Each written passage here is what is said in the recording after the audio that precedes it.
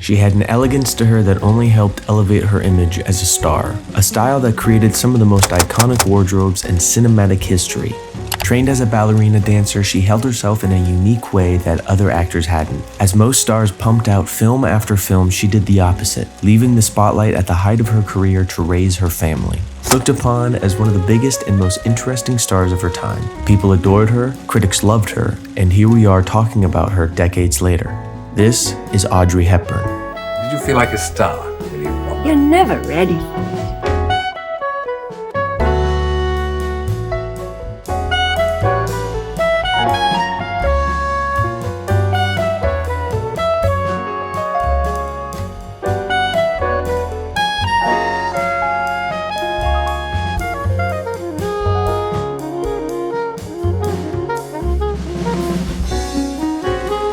Audrey Hepburn had a charm to her that made your eyes glued to the screen whenever she was on film, becoming an overnight success with the film Roman Holiday, her first leading role ever, as a princess who escapes for 2 nights out and has an adventure that she'll remember for the rest of her life. Even though she had just a few acting credits, she was ready for the big leagues. The role was complex, someone who could pull off comedy, who could convince the audience she was a princess. This role was made for Audrey. We see over the movie a curious and slightly spoiled princess getting a better understanding of the everyday life of the regular Joe Schmo.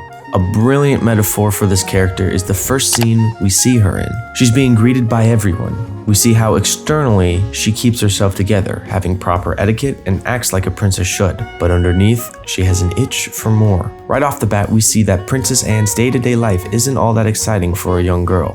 8:30, breakfast here with the embassy staff. 9 o'clock, 10:35, 10:55, 11:45, 11:45 conference. 1 o'clock sharp, 3:05, 4:10. Something inside calls for an adventure. She has to itch it. It's a commonality with all her characters to have an itch. In Sabrina, her itch is to go to Paris for culinary school, to get away from the man who doesn't love her back. After college, instead of a little girl, a woman comes back home. In the Nun story, she has an itch to help the less fortunate and goes to the Congo as a nurse. For Two for the Road, her itch is to discover what love is and the ups and downs of falling in love and falling out of love. In Breakfast at Tiffany's, it's Paul and discovering what the difference is between men and receiving money from them and a singular man and receiving love. In all of them, she has to make a decision that drastically changes and uproots her whole life, leaving the church at the end of the Nun story, trusting love and not abandoning everything when she gets too close to a place or a person in Breakfast at Tiffany's. All these hard choices create a more complex character, adding layers and depth to them. Audrey had a complexity to her. She really had a more dynamic career than I realized. I feel that all the characters she portrayed were different. Well, what about Sabrina and Roman Holiday? They're practically the same character. Well, you're not entirely wrong.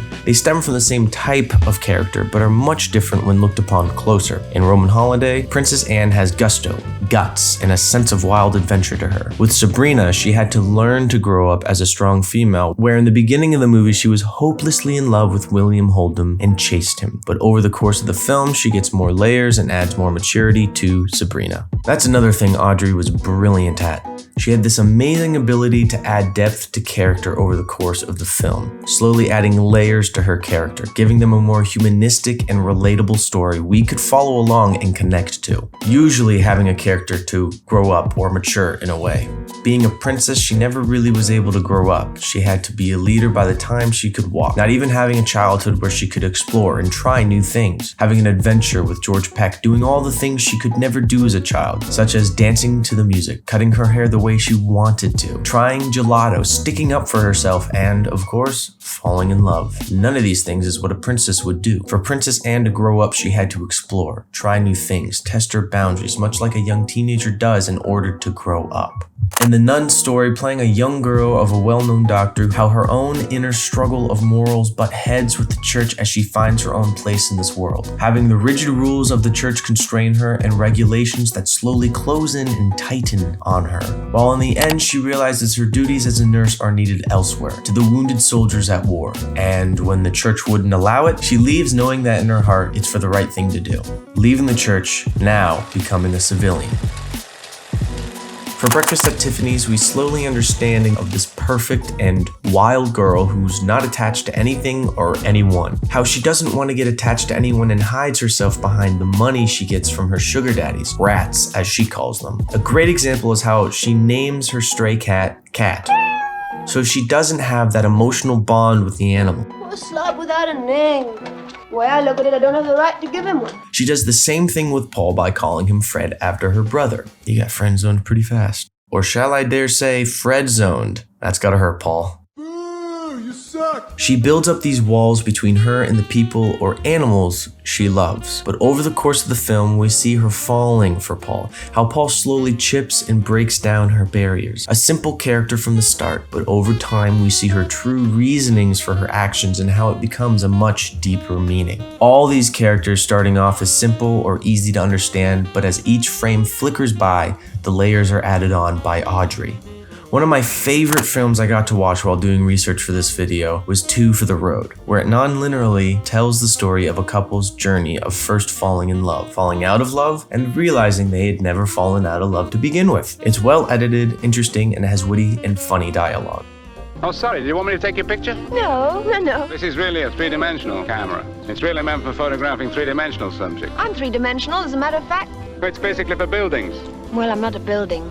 It's where we get to see a glimpse at the real Audrey bleed through her character Joanna. She gets to have her personality shine into the character. She's funny and intimate throughout the whole movie. If you love her, then go watch this film and I promise you, you won't be disappointed. Audrey was an interesting character on and off the screen. In her 40-year career only making 22 films and a handful of hits, she was able to cement herself as a star, a fashion icon, and a mother. Even though she stumbled into acting, boy are we glad she did. Do you ever feel like a star? Enjoy being a star? You know, what is the definition of the word star? I don't suppose I feel like a star. I feel like a human being and I have to deal with my life every day and everything. If being a star means that you've been given the opportunities which I have and been allowed to star in movies with marvelous partners directed by great directors and the happiness and the good fortune it's brought me, then I feel like a star.